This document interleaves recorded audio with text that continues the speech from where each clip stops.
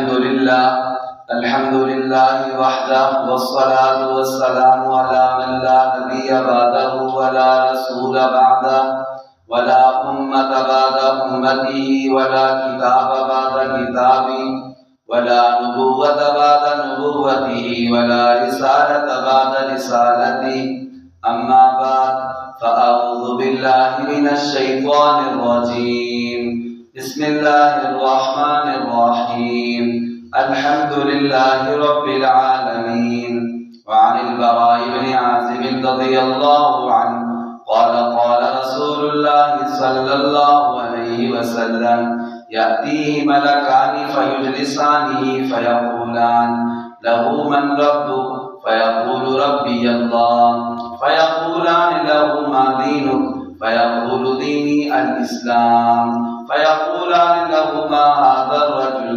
الذي بعث فيكم فيقول هو رسول الله إلى آخر الحديث.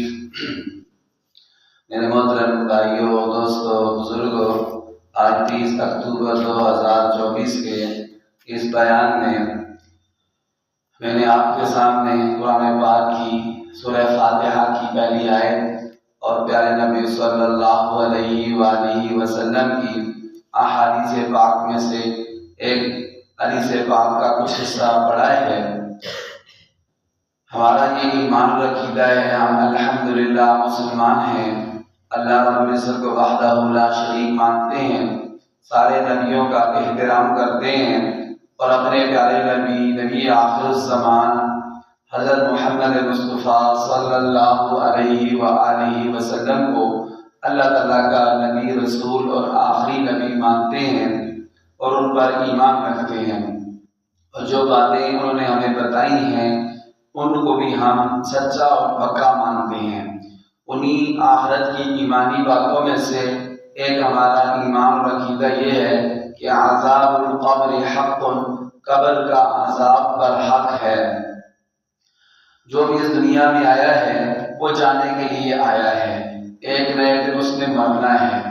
جب انسان کی روح نکلتی ہے، موت آتی ہے، تو موت کے بعد پھر اس کا عالم برزخ شروع ہو جاتا ہے، چاہے اس کو قبر نصیب ہو یا اس کو قبر نصیب نہ ہو۔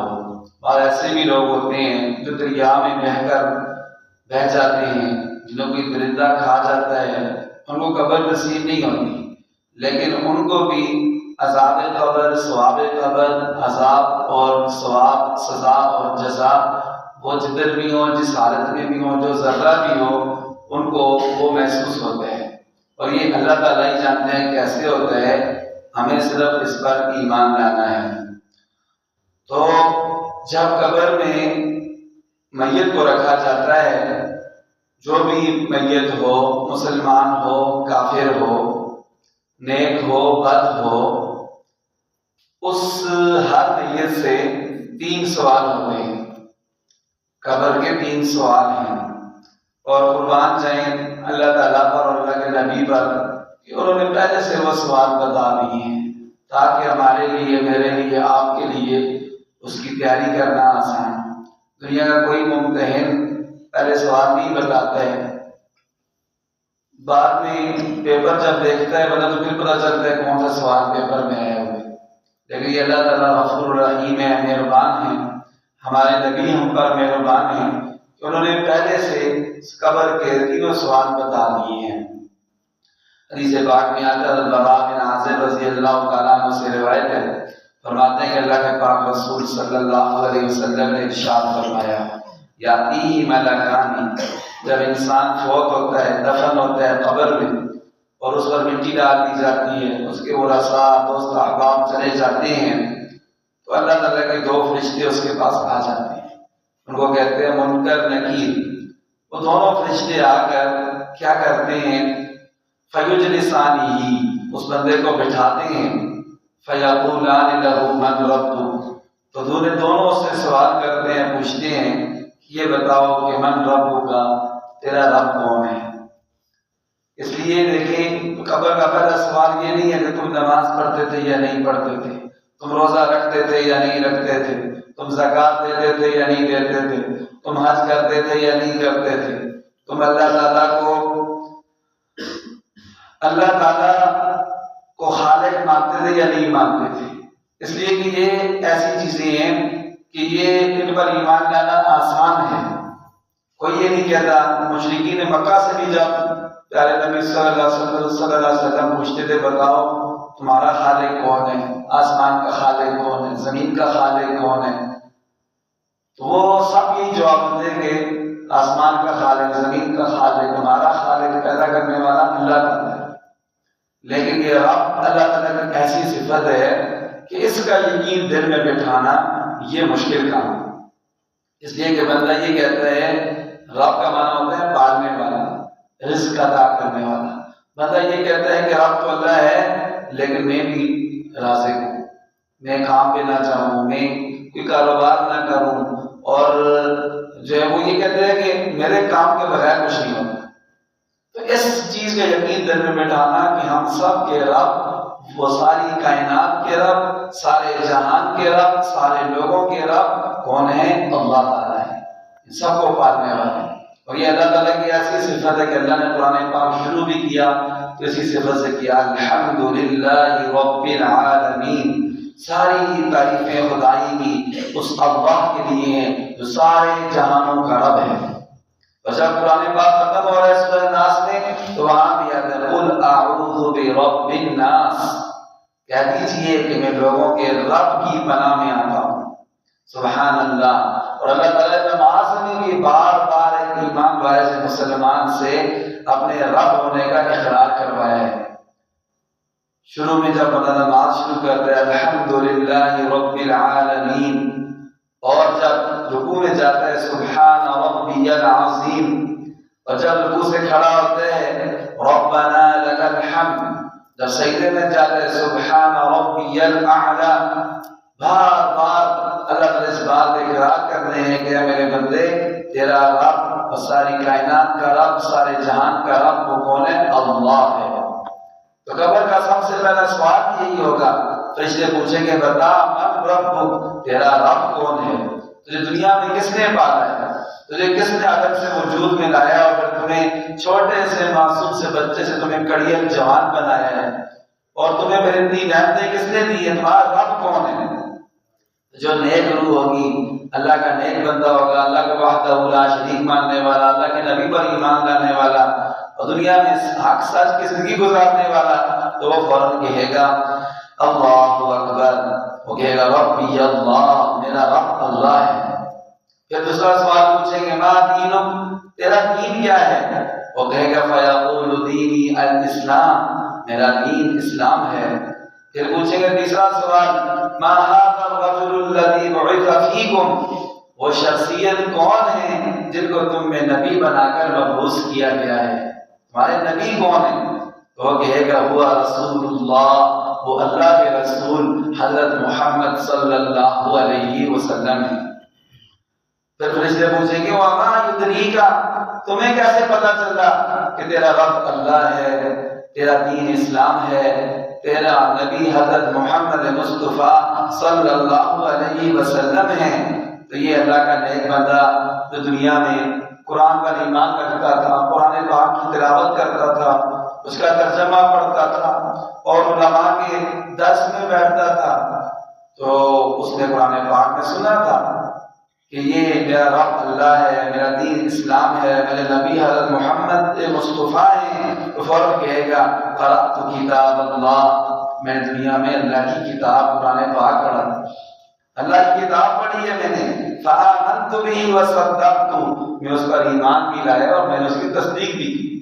میں نے قرآن پر ایمان بھی لایا کہ اللہ کی کتاب ہے اور جو کچھ اس میں لکھا ہوا ہے وہ سارا حق اور سچ ہے. ایسے مجھے پتا چلا. سبحان اللہ. میں فرشتے کے فینادی منادی من السماء، آسمان سے ایک آواز دینے والا آواز دے گا. کیا کہے گا؟ کہے گا صدق عبدی، میرے اس بندے نے سچ کہا، فافرشوا له من الجنہ، اس کے لیے جنت کا بستر بچھا دو، والبسوه من الجنہ، اور اس کو جنت کا لباس پہنا دو، وافتحوا له بابا الى الجنہ، اور قبر میں اس کے لیے جنت کا ایک دروازہ کھول دو جہاں سے جنت کی خوشبوئیں، جنت کی ہوائیں اس تک پہنچیں گی. ویفتح له مد قبری، اور اس کی قبر کو کشادہ کرو تا حد نگاہ تک، جدھر تک اس کی نظر جاتی ہے اس کی قبر کو وسیع اور کشادہ کر دو۔ کیوں؟ اس لیے کہ یہ دنیا میں مجھ پر ایمان لایا تھا، نیک زندگی گزار کر آیا ہے۔ اللہ معاف فرمائے، حضور نے فرمایا وَإِنَّ الْكَافِرَ فَذَكَرَ مَوْتَهُ، پھر کافر کا بھی ذکر کیا کہ کافر سے بھی 3 سوال ہوں گے، اللہ کے نافرمان سے بھی 3 سوال ہوں گے، اور اللہ کے نبی صلی اللہ علیہ وسلم کی سنتوں سے بغاوت کرنے والے سے بھی 3 سوال ہوں گے، جھوٹوں سے، تہمت لگانے والوں سے، سود خوروں سے، ان سب اللہ کے نافرمانوں سے بھی 3 سوال ہوں گے۔ پھر کیا ہوگا؟ اللہ اکبر، وتعاد روحه فی جسدہ، ان کی روح کے جسم میں لٹائی جائے گی، تو اللہ کے فرشتے حاضر ہوں گے، منکر نکیر اس کو بٹھائیں گے، بٹھا کر پہلا سوال پوچھیں گے من رب، تو بھی بتا کہ تیرا رب کون ہے؟ وہ آگے سے جواب دے گا فیقول ہا ہا، کہے گا ہائے ہائے لا ادری، میں نہیں جانتا کہ میرا رب کون ہے، بھول جائے گا وہاں پر۔ کیوں؟ دنیا میں اللہ کو ناراض کیا، نبی کو ناراض کیا، وہاں جواب ہی بھول جائے گا۔ پھر وہ دوسرا سوال پوچھیں گے ماں دینک، تیرا دین کیا ہے؟ تو دوسرے سوال کے جواب میں یہی کہے گا ہا ہا لا ادری، ہائے ہائے مجھے تو اس کا جواب ہی نہیں آتا، مجھے تو اس کا جواب ہی نہیں آتا، مجھے کوئی نہیں پتا میرا دین کیا ہے۔ تیسرا سوال پوچھیں گے ما ھذا الرجل الذی بعث فیکم، یہ بتاؤ کہ جو شخصیت تم میں بھیجے گے ان کا کیا نام ہے، وہ کون تھے؟ پھر کہے گا ہا ہا لا ادری، ہائے ہائے مجھے تو اس کا بھی جواب نہیں آتا کہ میرے نبی کون ہے۔ یہ نہ سمجھے بندہ کہ میں بس یہاں سے رٹا مار لوں گا اور زندگی بے شک میں اللہ کے نافرمانوں والی گزاروں، مجھے وہاں جواب آ جائے گا۔ نہیں میرے محترم بھائیوں، وہاں جواب پھر بھول جائے گا۔ جس نے یہاں پر دنیا میں اللہ کو بلایا، اللہ کے نبی کو بلایا، نماز کو بلایا، روزے کو بلا دیا، زکات کو بلا دیا، اللہ کے کسی حکم کی پرواہ نہ کی، سب کو بلا دیا، وہاں جواب بھی بھول جائے گا۔ جب تیسرا سوال ہوگا تو پھر بھی یہی کہے گا ہا ہا لا ادری، ہائے ہائے مجھے نہیں پتا کہ میرے نبی کون ہے۔ فَيُنَادِي مُنَادٍ مِّنَ السَّمَاءِ، آسمان سے ایک آواز دینے والا آواز دے گا، آواز آئے گی آسمان سے۔ کیا آواز آئے گی؟ ان کذب، اس میرے بندے نے جھوٹ بولے، اسے کچھ نہیں پتا، یہ فیل ہو گیا۔ 3 سوال پوچھے، تینوں کے تینوں سوال اس کو نہیں آئے، ناکام ہو گیا، نامراد ہو گیا، فیل ہو گیا۔ فَأَفْرِشُوهُ مِنَ النَّارِ وَأَلْبِسُوهُ مِنَ النَّارِ وَافْتَحُوا لَهُ بَابًا مِنَ النَّارِ، فرمایا کہ اس کے لیے دوزخ کا آگ کا بستر بچھا دو، اس کو آگ کا لباس پہنا دو، اس کے لیے دوزخ کا دروازہ کھول دو۔ فَيَأْتِيهِ مِنْ حَرِّهَا وَسَمُومِهَا، جب اس کی قبر میں دوزخ کا دروازہ کھولا جائے گا تو دوزخ کی آگ کی، جہنم کی گرمی سے تڑپے گا، اور جہنم کی جلانے والی آگ اس کو جلسا کر رکھ دے گی۔ حضور نے فرمایا وَيُضَيَّقُ عَلَيْهِ قَبْرُهُ حَتَّى تَخْتَلِفَ فِيهِ أَضْلَاعُهُ، پھر اس کی قبر ایسے تنگ ہوتی جائے گی، ایسے تنگ ہوتی جائے گی۔ پھر حضور صلی اللہ علیہ وسلم نے فرمایا کہ اس کی پسلیاں ایک دوسرے کے اندر گھس جائیں گی، اور حضور صلی اللہ علیہ وسلم نے دوسرے جسے پاک سے مثال دے کر جیسے انگلیوں میں انگلیاں ڈالی، ایسے فرمایا جیسے انگلیاں انگلیوں کے اندر گھس گئی ہیں، ایسے اس اللہ کے نافرمان کی باغی کی پسلیاں اس کی پسلیوں میں گھس جائیں گی، قبر اس پر تنگ ہو جائے گی، اور عذاب قبر اس پر مسلط ہو جائے گا۔ اسی حدیث پاک میں آتا ہے کہ اس پر گنجا زہریلا سانپ مسلط کر دیا جائے گا جو اس کو ڈنگ مارے گا، اور کہے گا کہ مجھے میرے رب نے تم پر مسلط کیا ہے، فجر کی نماز چھوڑنے کی وجہ سے میں تمہیں زہر تک ڈنگ مارتا رہا، زہر کی نماز چھوڑنے کی وجہ سے اس کو عصر تک ڈنگ مارتا رہے گا، وہ تڑپتا رہے گا تکلیف سے، لیکن اس کو رحم نہیں آئے گا، وہ کہے گا میرے رب نے تجھ پر مسلط کیا ہے۔ پھر عصر کی نماز چھوڑنے کی وجہ سے مغرب تک ڈنگ مارتا رہے گا، مغرب کی نماز چھوڑنے کی وجہ سے عشاء تک اس کو ڈنگ مارتا رہے گا، وہ گنجا، وہ زہریلا سانپ، اور عشاء کی نماز چھوڑنے کی وجہ سے فجر تک اس کو ڈنگ مارتا رہے گا، اور ایسے ہی قیامت قائم ہونے تک اس پر اللہ تعالیٰ کا عذاب مسلط رہے گا۔ بس میرے محترم بھائیوں، ہم نے ہر ایک نے مرنا ہے، ہر ایک نے دنیا سے جانا ہے، کوئی اس دنیا میں ہمیشہ رہنے کے لیے نہیں آیا ہے۔ جگہ جی لگانے کی دنیا نہیں ہے، یہ عبرت کی جا ہے، تماشا نہیں ہے۔ بچپن نے تجھے برسوں کھلایا، جوانی نے آ کر تجھے مجنوں بنایا، بڑھاپے نے آ کر پھر تجھے کیا کیا ستایا، اجل آ کے کر دے گی تیرا صفایا۔ جگہ جی لگانے کی دنیا نہیں ہے، یہ عبرت کی جا ہے، تماشا نہیں ہے۔ بس ہم سب کو چاہیے کہ ہم آنے والی قبر کی زندگی کی تیاری کر لیں۔ حضور نے فرمایا تم میں سے عقل مند وہ ہے الکیس من دان نفسہ وعمل لما بعد الموت، جو اپنے آپ کو پہچانے اور موت کے بعد آنے والی قبر کی زندگی کی تیاری کرے۔ یہاں سے تیاری کی ہوگی تو پاس ہوگا، پہلے تیاری نہیں ہوگی تو فیل ہو جائے گا۔ اللہ تعالیٰ ہم سب کو قبر کی آخرت کی تیاری کی توفیق عطا فرمائے۔ وآخر دعوانا ان الحمد للہ رب العالمین۔